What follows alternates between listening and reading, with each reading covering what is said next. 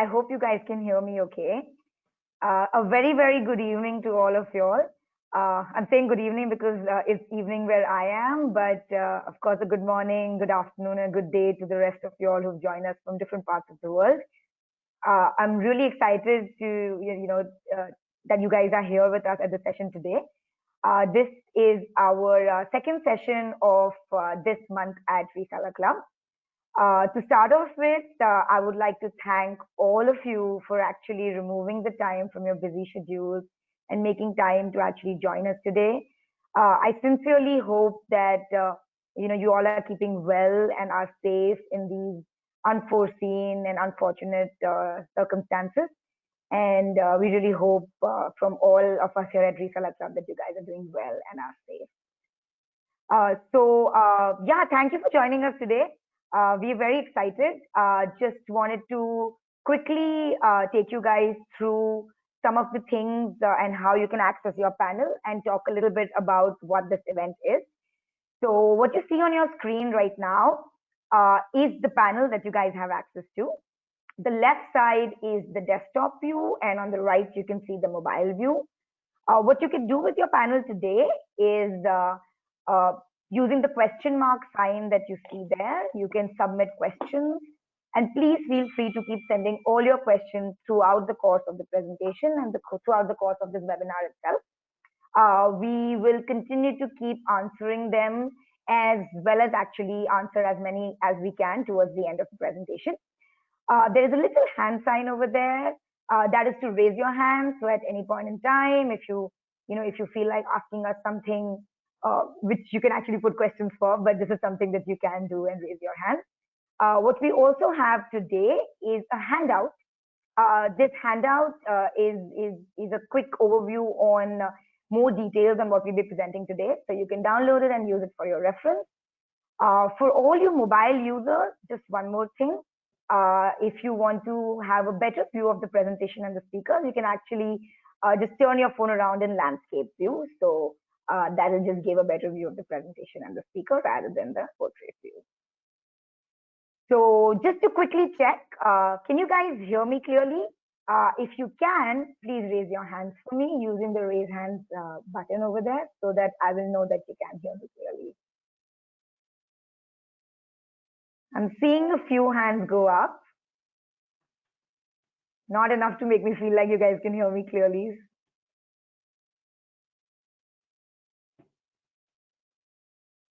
Okay, that's a bunch of them. Awesome, thank you. So you guys can hear me clearly. So now let's proceed. So a little bit about what we are actually doing here today. From last month, from July, we actually started this new webinar series at Reseller Club called This Month at Reseller Club. Our goal at Reseller Club, along with having great partners such as yourselves and providing with the products and solutions that we have, is to also continuously aim at upskilling, hoping to actually let you guys know about how you can better use our system, our products. So that has been an ongoing goal. We continue to produce a bunch of content around the same. Some of you all might know of a couple of events that we do, which were earlier done, of course, offline, which we have moved to the online space, keeping the times in mind. So this is just another one of our initiative to actually make sure that all of you all, we get to hear from you all. That is actually super crucial for us because we want your feedback regularly, but also want to make sure that we are able to help you, your teams, upskill and learn more about the products and platform. So that's what our goal is. Last month, we had a session on email. For those of you all who could not attend it, I would request to go to our YouTube channel and you will be able to see the entire session on YouTube over there. Today's session is also being recorded. I know a lot of you all have this question. So just wanted to let you know that we will be sharing the presentation along with the session on YouTube. So all of you all will have access to it. So without further ado and taking up more of your time, quickly talking about the speakers we have today. We have Prabhat, who's the Manager of Abuse Mitigation and Compliance at Reseller Club. And we have Nazifa, who's our Web Solutions expert. Together, I am very confident that they have a bunch of knowledge which they are more than happy to impart to you guys and answer any questions that you may have, so we can keep furthering and bettering our products and solutions. Before we begin, just wanted to quickly talk about the agenda as well. We have been talking about how we have streamlined this session into three unique aspects. The first one is where we generally explain online security to you guys. So we will talk about the different aspects, the different nuances of what really affects online and how do we make sure that we keep that secure. The second part will be the online security solutions that we provide at Reseller Club. And needless to say, we cannot end it without answering any of your questions. So we've received a bunch of questions already. We will answer them, and then we will also take up some of the live questions that you all have. If we miss answering any questions throughout this presentation, do not worry. We have been pretty good in the past, and we'll make sure that within a few days, you'll get answers to something that has been unanswered. So just want to take one quick poll before I hand over to Prabhat. Prabhat will be starting the session. Post that, Nazifa will be talking about the solutions we have. So yeah, this is the poll. Pretty straightforward. Expecting more unanimous answers here. But has your online business ever been a victim of a security attack? It'll just looking and waiting for some answers before. We'll give it a few seconds, about 30 to 40 seconds till we have answers enough to actually know what you guys think.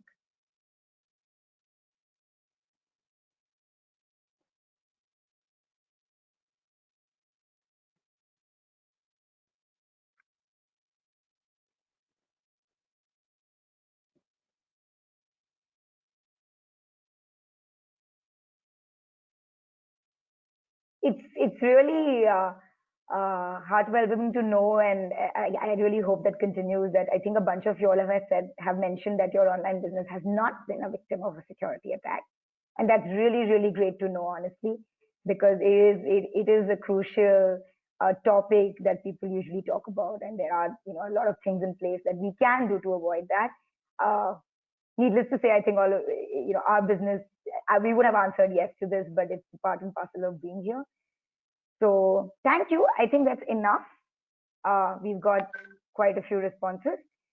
That's it from me. Over to Prabhat to begin the session for today. Thank you so much, and I'll see you guys towards the end.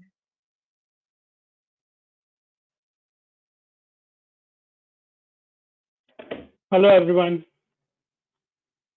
Let me just present my screen.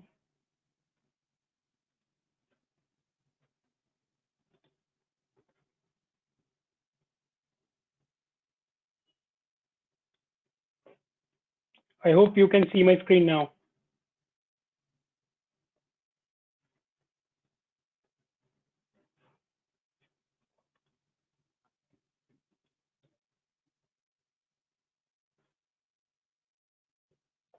Okay, let's get started. Thank you, Meenal, for such a lovely introduction. Well, I'm honored to conduct this particular session today. And thanks a lot for joining, because online security is at a rise nowadays. Every other organization is getting impacted for the obvious reasons: COVID, work from home situations, and we don't have enough security on our plate as we usually do, because a lot of hackers are trying their level best to sort of penetrate within the organizations and get all the required information. So it's the crucial time for every information technology business to stay secured and intact during this particular stage. I'll be covering few aspects in today's presentation. Those are related to primarily facts and figures about where we are in terms of internet abuse, the types of abuse that we've seen on our platform, and the next thing is how to validate abuse. Just after you know that there is abuse which exists, but there are ways to validate it. So I'll be educating you on how to validate those abuse based on my experiences and how we do it usually on abuse mitigation team at Reseller Club. And I'm sure this will help you in the long run. And the next and the most important piece is how to protect your platform. So now when you know that their abuse exists, the next thing is to make sure that you have to protect your platform in some or the other way. So what is it that will help you to protect your platform? I mean, I'll be educating you, I'll be helping you with certain precautionary measures that will help you understand where abuse is coming from and how do we stop the abuse at the source. So let's begin with primary facts. I mean, these are really interesting facts that I would like to share with you. Most importantly, when you see spam messages, normally spam messages are accounted for 53.95% of the email traffic in March 2020. Well, that's a massive amount when we think about the number, because anything more than 50 is like way too much. So let's just assume that every second or third email that you receive is spam, and that's the obvious case with me also. In fact, every day when I log in, I have like 50% of the emails which are spam, and it's just really disappointing to sort of delete all those messages and make sure we have only the legitimate emails to ourselves. The next one is 43% of the cyber attacks target small businesses. Well, this is true because as you usually know, smaller businesses do not have enough security in place. They tend to work with fewer security products, probably which are not industry standard, and something which helps with their business. Which is why you'll always see smaller businesses that are impacted because of cyber attacks. Major large businesses, enterprises have multiple firewalls, different things to protect themselves from attackers outside. Coming on to the third piece, which is even more interesting, is that 9 out of 10 cyber attacks start with a simple phishing email. You might have thought that, cyber attacks are probably because you might have downloaded something, you might have installed something in the past, as a result you got infected, but that's not true. 90% of the cyber attacks start with a simple phishing email. So eventually the attacker will sort of do a social engineering algorithm around you in terms of what are the websites that you visit, what are the companies that you sort of access on a day-to-day basis, what is it that you purchase frequently, and then according to your behavior they'll plant an attack on you such that you become one of their victims and you sort of attend to what they're expecting from you. And towards the end, 48% of the malicious emails are Office file. Yeah, it is obvious because Microsoft Office is something which everyone is comfortable with, and they are sort of very happy to open Office files because they use MS Office files on a daily basis, which is why attackers target victims with Office files to make sure that they open the file without thinking too much about it, without any suspicion being raised in their mind. So all this information is collected as per APWG group, which is like an anti-phishing working group, who is responsible for monitoring the internet in terms of what the abuse is, where does it exist, and they have a huge database of all the information that they've collected so far. Also, I have taken help of few other online sources to gather this information. Okay, so moving on to the next slide. These are certain common uses of malicious registered domains. So what we've seen at Reseller Club Abuse Team is that majorly the domains that we come across are either malware, spamming, phishing, exploit attack. Exploit attack is possibly it's similar to malware. It's just that there are a few different terminologies which they use. And illegal pharma, which I think you guys might have not heard about. This is something unique, and not all people know about it, but it's a huge business. I'll be covering a few of them in the coming slides. The next one is 419 scam. Yeah, I'm sure all of you guys know what 419 scam is. And the other one is counterfeit products and trademarks. I'll be taking few of them in the coming slides to explain you details about what they are and how to sort of get rid of them and protect yourself. So types of abuse. Primarily, let's talk about spam. We all know what spam is. It's just sending irrelevant and unsolicited messages, typically to a large number of users for the purpose of advertising, phishing, spreading malware, and etc. Because everything starts with an email. Everything starts with a spam email. And every other attack will always begin on your email. The next one is phishing. Phishing is basically a social engineering attack which is often used to steal user data, including login credentials and credit card numbers. Moving on to the next one, which is malware.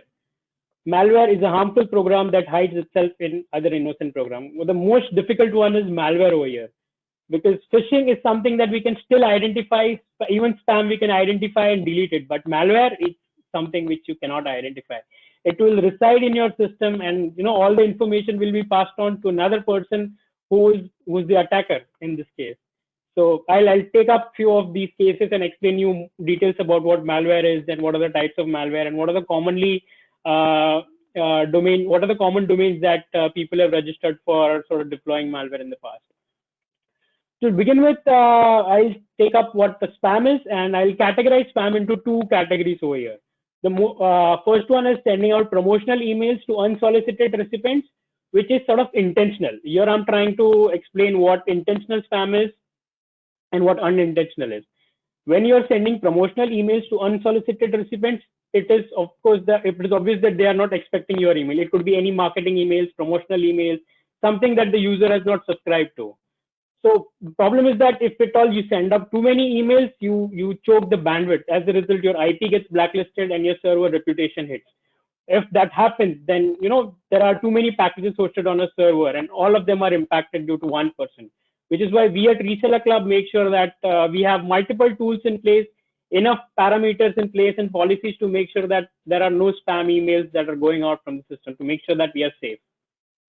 Another type of spam is a result of compromised packages due to weak passwords or infected with malware. Yeah, this is something which is unintentional because people are not aware of this. Your hosting package might be infected. You might not be aware of. Your hosting package might be responsible for sending thousands of email across, but you are completely blank about it. The only thing you'll come to know about is when your hosting provider reaches out to you and tells you that this is something happening, and we've seen some suspicious activity, which is a clear indication that something or the other is compromised. One of your password or FTP credential is compromised. So this is how we categorize spam. An additional piece that I would like to add in this particular view is about Roxo. If you guys have heard about Spamhaus, it's a huge database of servers that collect information about spammy domains. They collect information about blacklisted IP addresses, known spammers, known web servers, email IDs that are responsible for frequent spamming, all blacklisted black hat providers. So Roxo is a part of Spamhaus, wherein they have a detailed view of the particular spammer who has been involved in spamming multiple times. So if a person with IP address XYZ is involved in spamming at different intervals, like say every month or every 2 months, every 3 months, Spamhaus categorizes it. Then you might be able to identify it, because once a domain is listed in Roxo, you'll definitely not be able to get delisted, and anything that is coming out of that particular domain will be blacklisted. Okay, next one is phishing. Phishing is a type of attack. Phishing is a type of attack. Basically, it's a social engineer technique used to deceive users. It's a type of attack used to often steal the user data, including login credentials and credit card numbers. So like you have on screen, I've put up a picture of Amazon, which is a website trying to impersonate Amazon. If you look at the website clearly, there is an additional N which is added to the URL, which clearly indicates that the person has registered this domain name solely for the purpose of phishing. Okay, moving on to the next slide. Okay, now we've reached a point where I would like to ask you about this particular website. So can you guys tell me if this particular website looks genuine or is it a phishing page?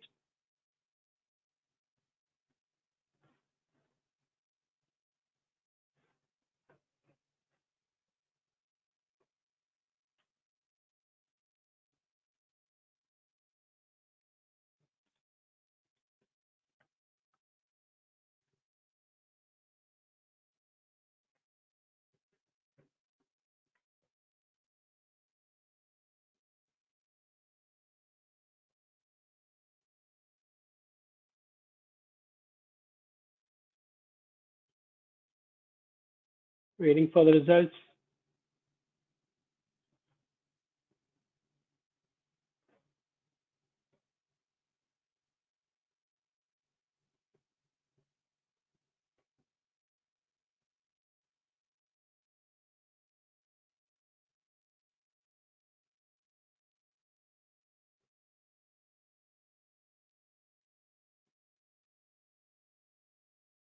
Okay, so it's a split. This is a phishing page actually, but it's slightly confusing because we have added HTTPS over here. This is to make sure that, a lot of people will not identify the actual website. But if you look at the domain name, it's something which is not associated with the bank that we are looking at. And it's definitely a phishing page. Thank you for the answer, guys. Moving on to the next one. Okay, this is the most important piece where I would like to speak about a lot of things. Malware, as we all know, is a catch-all term for any type of malicious software, regardless of how it works, its intent, or how it's distributed. So let me talk about types of malware. First of all is the ransomware. Ransomware is basically responsible for encrypting the data on your system, and it asks for money in exchange of decryption that you are required to. Malware and ransomware are closely tied to each other, because just imagine a situation where you sort of move away from your PC for some time, take a coffee break, and come back and you realize that your entire system is encrypted. So that's the horrible situation that one can think of. But that's how ransomware works. It will consume all the bandwidth that your CPU has to make sure that all your files are encrypted immediately. And at the end, you will be only left with a screen in front of you that will show you only a web page that will ask you to transfer money to a particular Bitcoin wallet. That's a real scary thing. And if you don't have the backup of the information that you're looking for, that will be very difficult for you. The second one is spyware. Spyware captures confidential information or sensitive information. Spyware is primarily tied up to different programs, because there is a slight difference between spyware and Trojan. Spyware is installed independently, whereas Trojans come packed along with another package. The next one is adware. As the name suggests, it particularly displays ads on your computer, redirects your search request to advertising websites, and collects marketing data about you. So I think the safest I would call out of malware is adware, because the adware is something which will not harm you too much. It will only collect basic information about you in terms of what are the advertising, what are the websites that you refer to, what are the things that you were probably looking at, what are your interests, and then it will help attacker plant a social engineering attack against you. The next one is Trojan. The most scariest of all is the Trojan, because cyber criminals deliver Trojan in a guise of routine software that persuades a victim to install it on their computer. It creates a backdoor to a passive sensitive data to tracker. Yeah, it's just a scary one, because once a Trojan is installed into your system, you are left with nothing. Probably you will not even know what is going on in your system. And at the back end, all the information that you're relaying, all your keystrokes, all your webcam information will be passed on to someone who's behind the malware collecting the data about you. Moving on to the next section, which is another quiz for you. What is the malware that is used to steal your information and send it to a third party known as?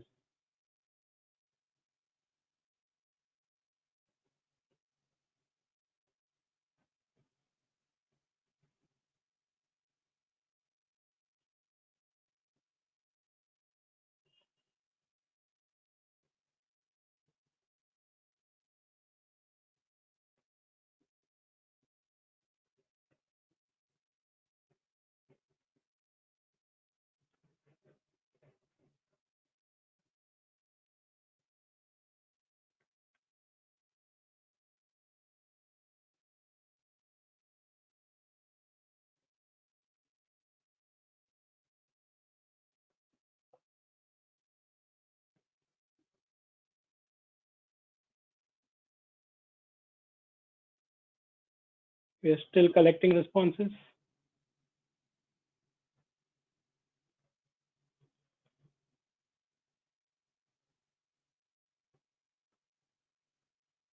Okay, so we have the results. 42% of the people say spyware and Trojan, and that's absolutely right. Because like I mentioned, spyware and Trojan are closely coupled with each other. There is only slight difference that one is coupled with another program, and whereas the other one is installed independently. Thank you very much. Okay, so I'll move on to the next piece, which is scam. And everyone must have come across this particular email somewhere or the other in their lives, where you see a lottery, someone claiming to be owner of something and would want to send you money, and they want you to click on one particular link and deposit certain amount, so that you become the owner of a huge chunk of funds. Well, that's one deceptive technique that every scammer uses. And mostly there are few geographies from where these people come in. So scam is basically a deceptive scheme or a trick used to cheat someone out of something, especially money. Yeah, the sole intent is money over here, because ideally a person would just want to get either access to the bank account or money. It could include fake courier company, or it could include fake e-commerce website selling for cheap. It could also include winning a lottery. It could also be a government agency which is impersonating as something else, because we've seen this in the past, and even now when government launches a new scheme for the benefit of people, a lot of people register domains in the similar names and trying to impersonate the government agency and ask them to deposit certain amount. For example, let's say there in the past I've seen a railway recruitment scam where government rolled out certain notifications to people saying that you have to register here for this particular vacancy, and there were parallelly several other websites that came up in a span of 24 hours sending same emails to the people and asking people to deposit certain amount of money to make sure that they are eligible and they are able to apply for that particular position. That's how scam is, and scam is pretty huge. The length of scam cannot be defined because it could be anything. I mean, anything that is helping the cyber criminal access your system or access something out of you. Okay, moving on to the next, we have Rogue Pharmacy. Not many people might have heard about it, but Rogue Pharma is actually a huge business. We've seen a lot of such domains coming up. Even now, when COVID is going on, there are a lot of people who are actually coming online with fake pharmacies claiming to be providing medicines to COVID and so on and whatnot. I mean, this is a very serious issue because the pharmacies that these people cater to are not legitimate. A Rogue Pharma website will allow you to buy prescription medicine without a valid prescription from your healthcare provider. Well, that's certainly true because there are certain rules and regulations that needs to be followed before a medicine is supplied to the person who has requested for it. And the people who are driving this Rogue Pharmacy piece are someone who are actually not following the basic practices. Next one is they do not have state licensed pharmacists available to answer your questions. When they don't have knowledge of the product, it's obvious that they don't have a state licensed pharmacist available, which is one primary requirement for a licensed pharmacist to have. They offer very low prices that seem to be very good. Yeah, till the time they offer something good, people will not be attracted to them. These are the things that they sort of sell. And the end, they try and send unsolicited emails offering cheap medicine, because if they do not promote themselves, then people will not know about them, which is why they roll out a lot of spam so that people actually are aware of what they are selling.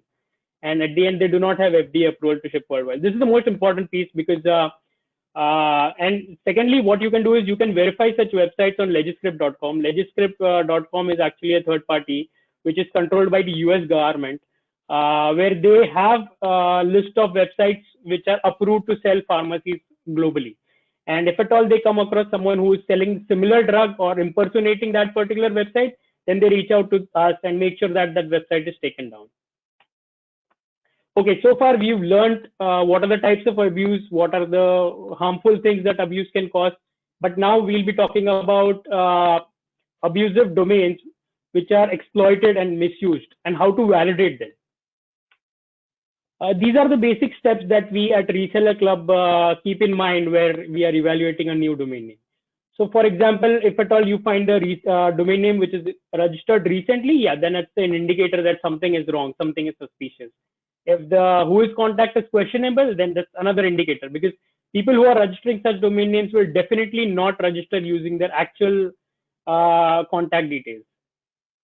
Third thing, privacy protection service is always enabled. And fourth one, it is almost similar to a brand name so that it's easier for them to convince a victim to buy something from them or get access to the information.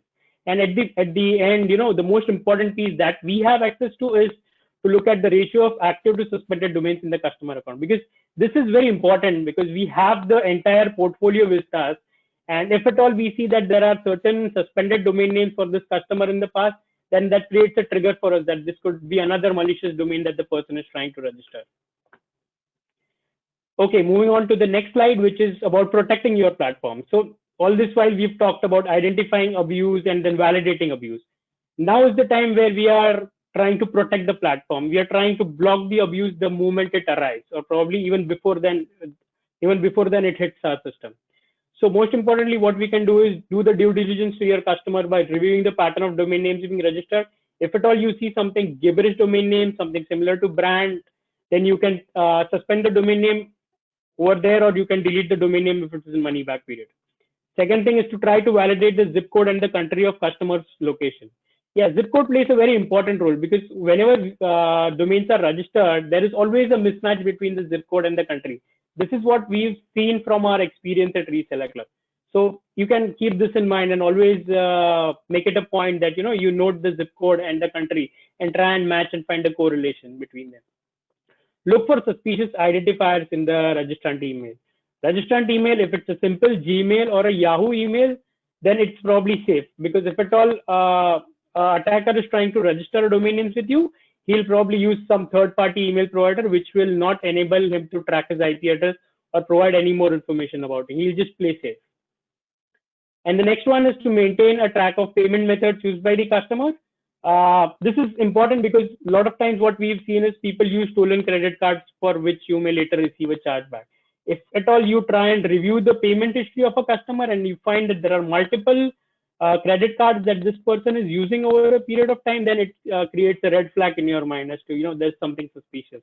Because by the time you receive a chargeback, it will probably be a month or so, and that person might have registered a lot with you.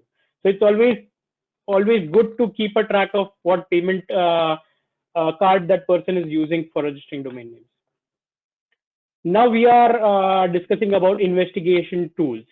I've listed down few tools which will help everyone identify where the domain is coming from, because looking at the domain name, it's definitely impossible to identify what the domain is involved in. But there are few third-party websites which will help you identify if the domain name is registered in any abuse or not, like Spamhaus, Serbil, Zeus Tracker. These are all third-party websites which are renowned, and they will list the website the moment they find something suspicious on that particular website. And it's easier for them.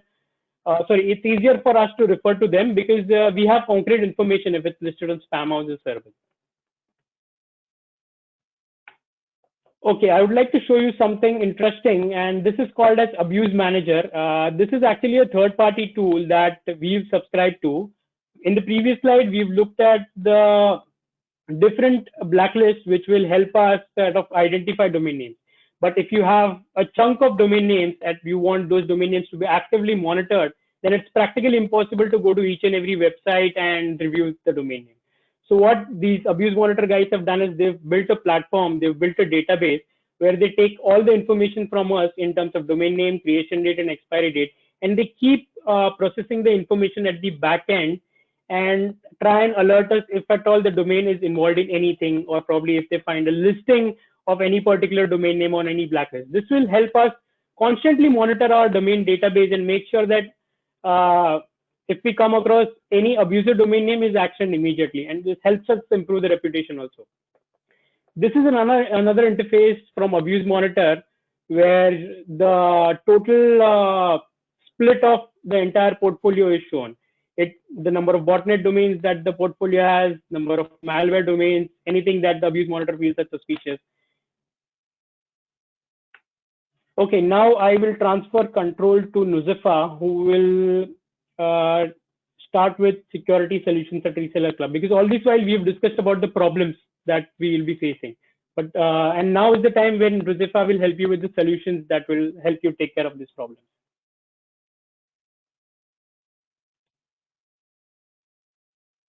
Over to you, Nuzefa.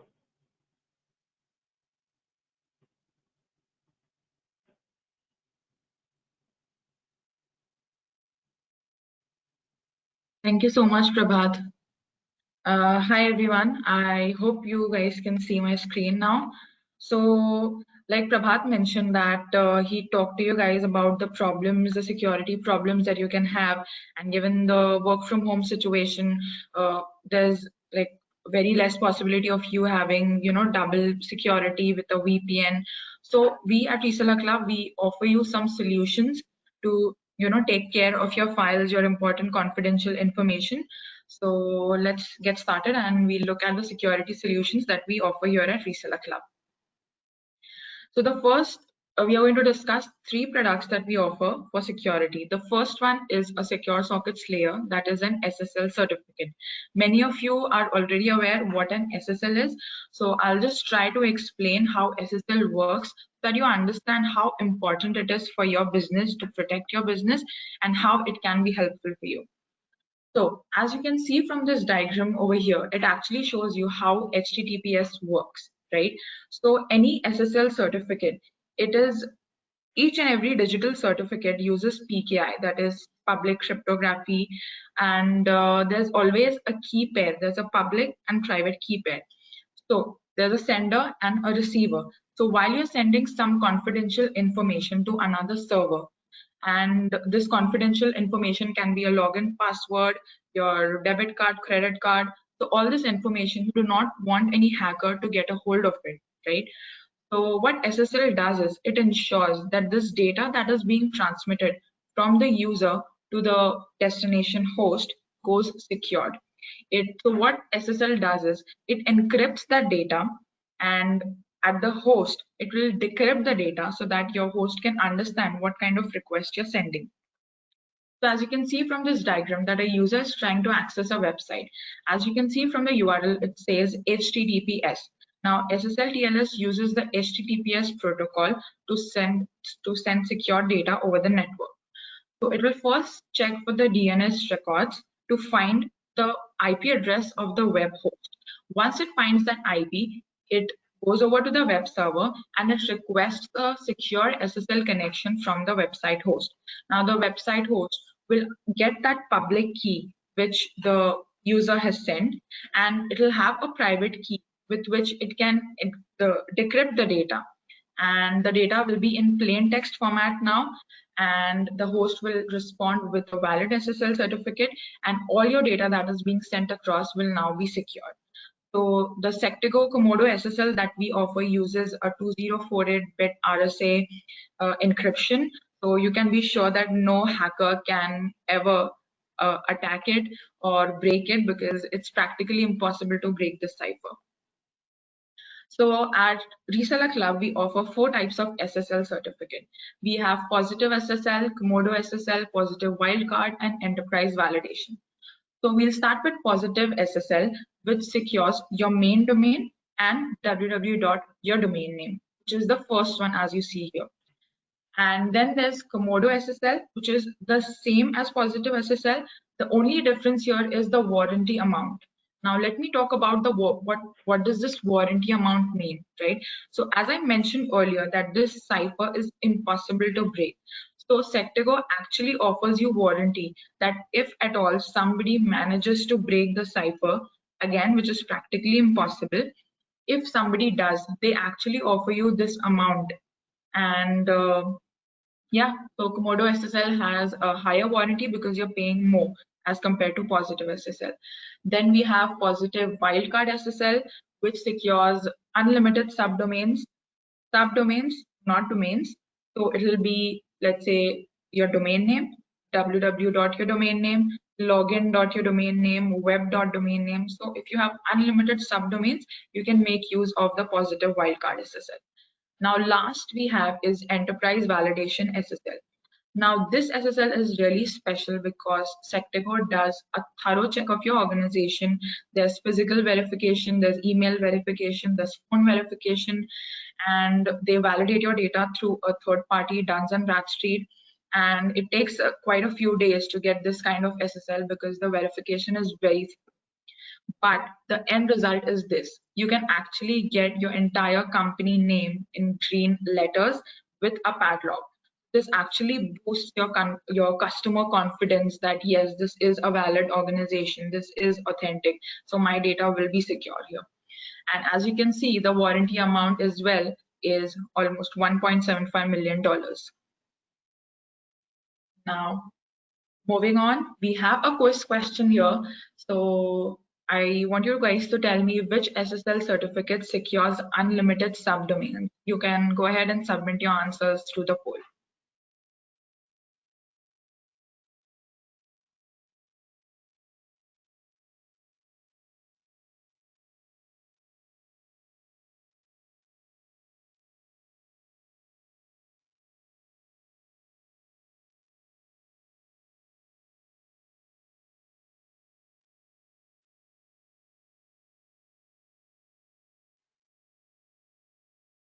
still collecting responses.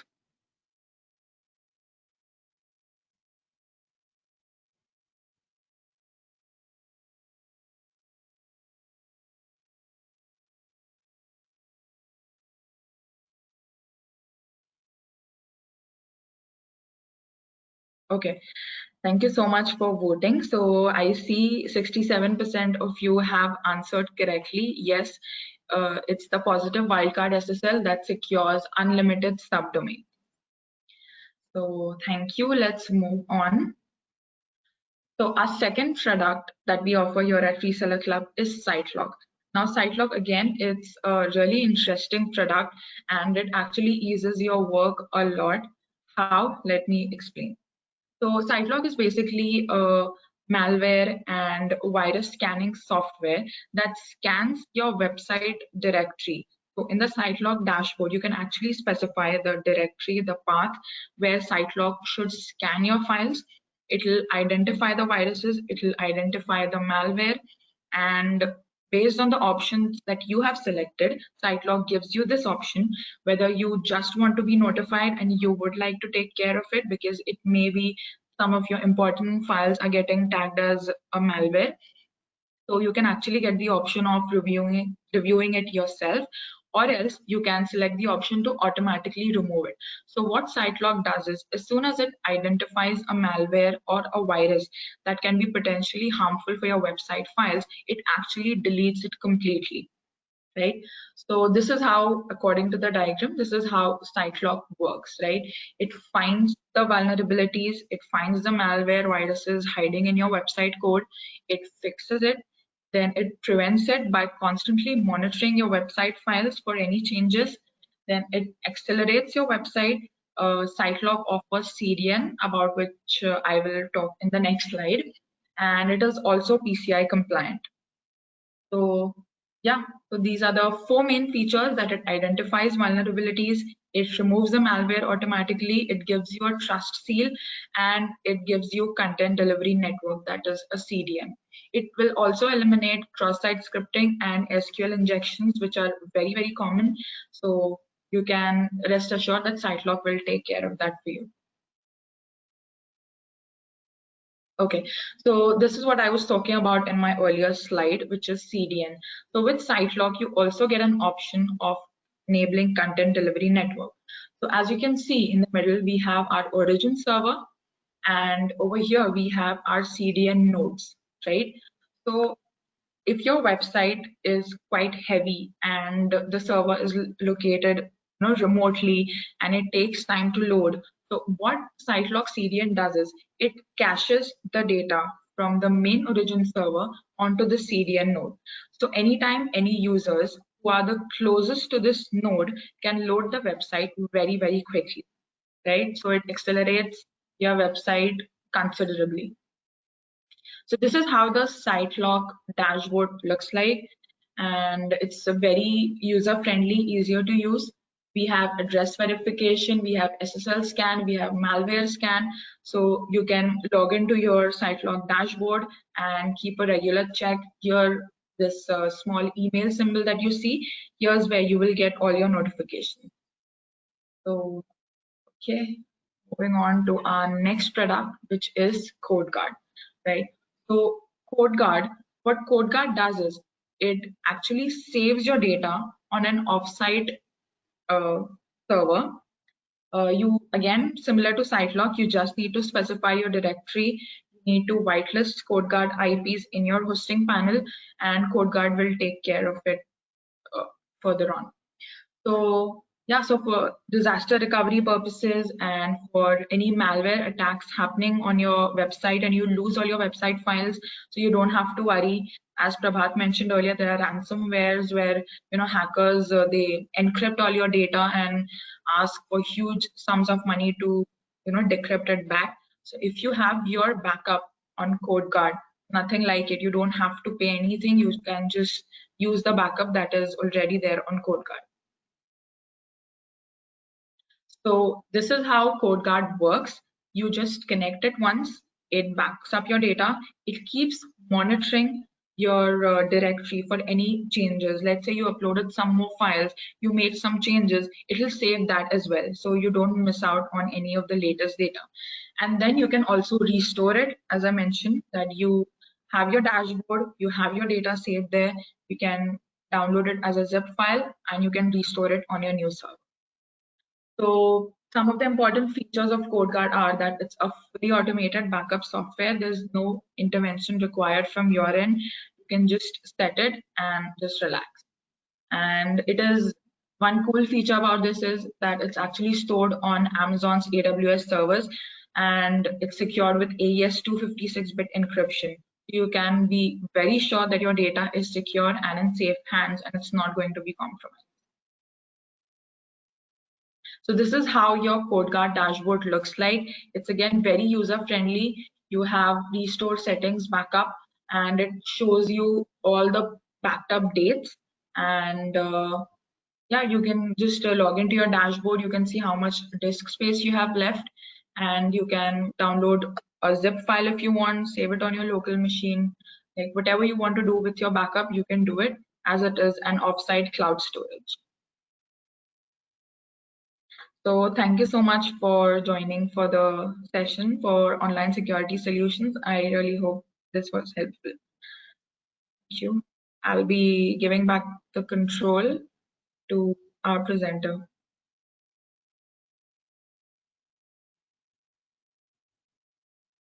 Okay, sorry. So we actually have some questions that we had come in. So we'll try to answer all of them one by one. So one of our users have submitted this question, that infected cPanel account Outlook users are getting unknown auto forwarders and email filters added without any notification, not even to the client in the cPanel. This is resulting all important mails getting forwarded to unknown person, where he can misuse purchase order or invoice related data. And even it has been observed that hackers do demand for payment to their ID by generating fake invoices. So yes, this does happen, and the major reason for such attempts are if your cPanel password or your WHM password is not secured. If you have saved it on a machine which does not have an antivirus installed, so it's very easy for hackers to get your password. There's spywares that can be there that actually capture your password, or if you've been sharing your password on emails with your colleagues or your employees, then again there's a huge chance that your password can get compromised. So we always advise you not to save your password on any local machines, and always remember your password and set a really strong password so that nobody can hack into it. Then our second question is, our separate SSL certificate need to be installed for each domain name in case of multiple domain names? Yes, when the domain name is different, you need to have different SSL. Like if you have 5 domains and you decide to go with positive SSL, you need to have 5 positive SSL. I think what the question was getting to at was a SAN certificate, which secures multiple domain names. But as of now, we do not offer the SAN certificates. So for each domain name, you will have to purchase a separate SSL certificate. So our next question is, can I use Let's Encrypt SSL instead of the one from Comodo? So yes, absolutely, you can do that. With our shared hosting packages and VPS packages, we offer free SSL, which is Let's Encrypt SSL, and there's no problem at all in using these. There's just some differences which due to which a lot of users prefer the paid SSL, because Let's Encrypt SSL, it's valid for 3 months, after which it has to be renewed again, and there's no warranty amount. As I mentioned earlier, there's no support for it, and if there's any issue, you really cannot reach out to Let's Encrypt and demand 24/7 support as you can from Comodo, because you're paying for a service, so you do get 24/7 support, and it's more trusted on all the major browsers. So those are the main differences. Do you provide an API to automate the certificate renewal process? So we do have API for SSL renewal. But for automatically renewing it, we do not have any such API as of now, because our system has that feature. AutoBox system has the feature of enabling auto renewal for your SSL, but unfortunately we do not have an API for that. But we do have an API for the normal SSL renewal process. So the next question is, do we provide DMARC solution, its importance and tentative cost? What are the new cybersecurity solutions? So DMARC, basically, it's not a solution per se. It's just a record that you need to add in your current DNS zone. I'm sure most of you are aware of DKIM and SPF records, which is used to validate your emails. So DMARC, again, is a very similar record, which we do not provide. We do provide DKIM and SPF record, but DMARC, as of now, we don't provide it, but it can be generated online with your domain name and some server details. You can just submit it online and you get the record generated online, and you can add it in your current DNS. So yeah, and it's free of cost, so there's no cost. And so the next question is, what are the new cybersecurity solutions? So I would have Prabhat answer this question for you. Yeah, I think it's a broader question when you talk about cybersecurity, because cybersecurity as a whole is huge. So when you say what are new cybersecurity solutions, there are a lot. When it comes to updated antiviruses, having softwares that are looking at where the botnets are, and using the spammers database to protect yourself. So it could be an enterprise-based solution, or for a specific machine, or it could be for individual server. So it actually depends. And cybersecurity is evolving in such a way that every other day we have multiple new products coming across which are trying to tackle few malware, phishing, spam. It's huge. So probably I'll get back to you on this one and have a detailed discussion on what is the solution that you're looking for. Thank you.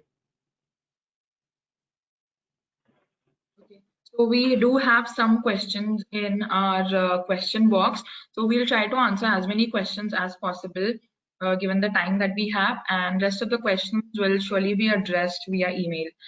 So I'll just check out a few questions and I'll try to answer them.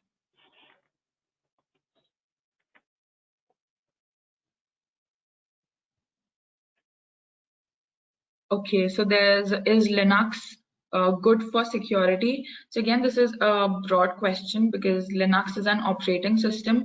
So Linux and Windows, they both are good and they have their own security. So depending on your requirement, your website or web application requirement, you can go for either of them. They both are good in terms of security.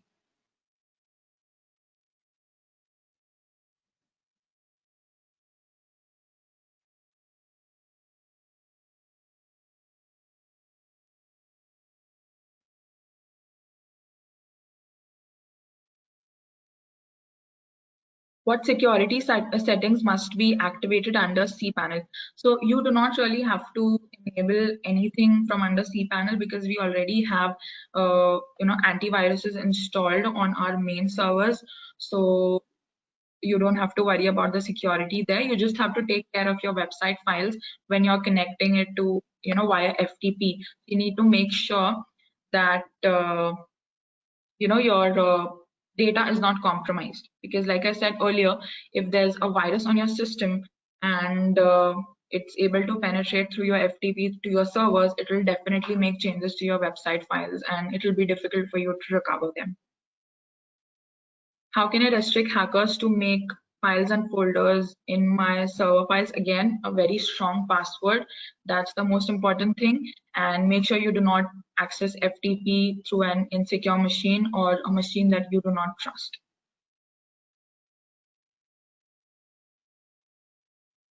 How is it possible that sometime attacker changes my WHM account password? Again, the same.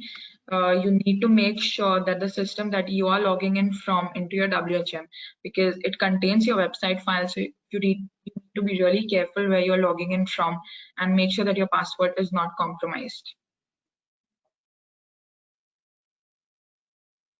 So I'm having problems in configuring payment gateways. So how can I receive payment from customers in a secure manner? So Sunil, you need to have an SSL certificate because most of the payment gateways, they require you to have an SSL certificate, and only then it's possible to make payments. Like I said, that SSL certificate secures your data that is sent to and fro. So it's important to have an SSL certificate here.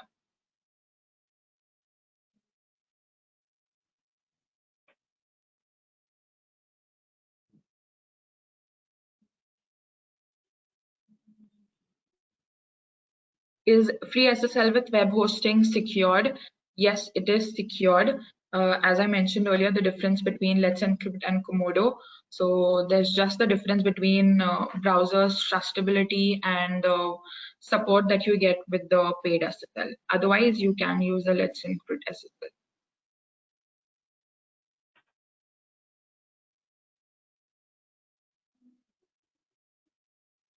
We found SSL is often getting disturbed with site log.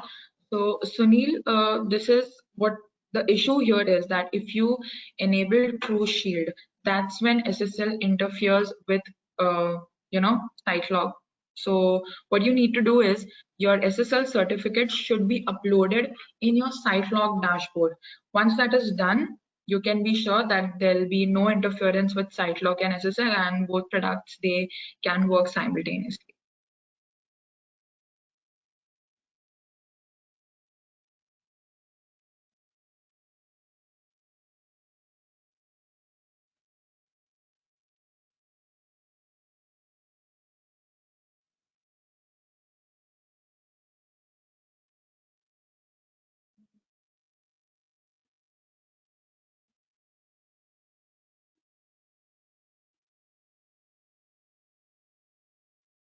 So we have this question again, the difference between the free SSL and the positive SSL. So again, the answer remains the same, that the paid SSL is more trusted on major browsers, and you can purchase it for 12 months, and the free SSL has to be renewed every 3 months.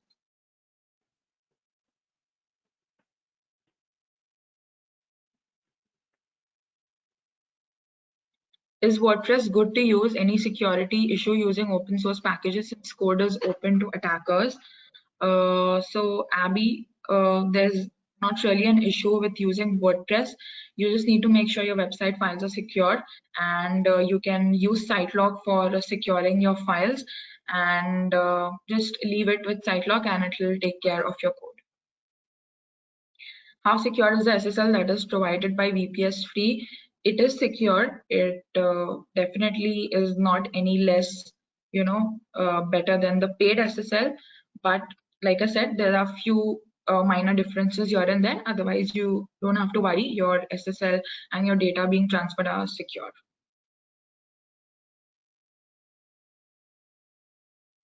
What security measures can we take while developing web applications? So Basudev, you should make sure and check with your web developer to not have any vulnerable plugins, and your code should be really secure. And again, the measures that you need to take is, deploy your code through a secure website, use a secure machine, and make sure that you're connecting your website on a secure machine.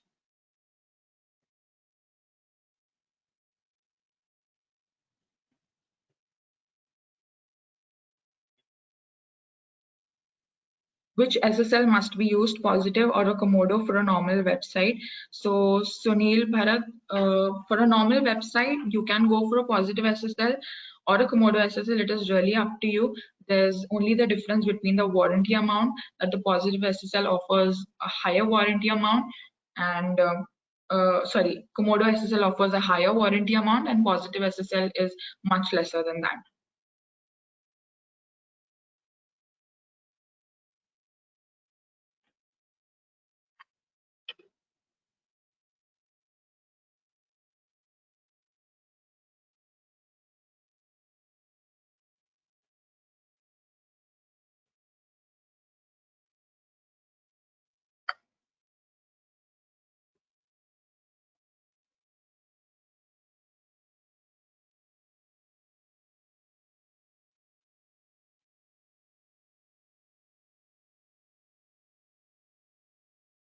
Hi, Nazifa.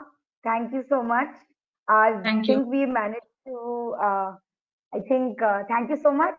I feel we managed to answer a lot of questions actually. But guys, it's 8 p.m. now here in India, and as decided, this is the time we'll have to end the event today. But once again, thank you, Prabha. Thank you, Nazifa, for removing valuable time and helping all of our clients learn so much. I definitely did. And thank you everyone for attending the event today. We hope it was meaningful. We hope it was effective for you guys. And we did manage to answer a lot of questions, but I'm sure there may have been some that are not yet answered. And but do not worry. Like I said, we have a good track record of making sure that we answer every question that comes in the event. So within a few days, not only will you get the answers to these questions, but also we'll send across the recording of the event. So yes, that's it from us today. Thank you so much once again, and thank you for joining us, and have a good day. Goodbye, everyone.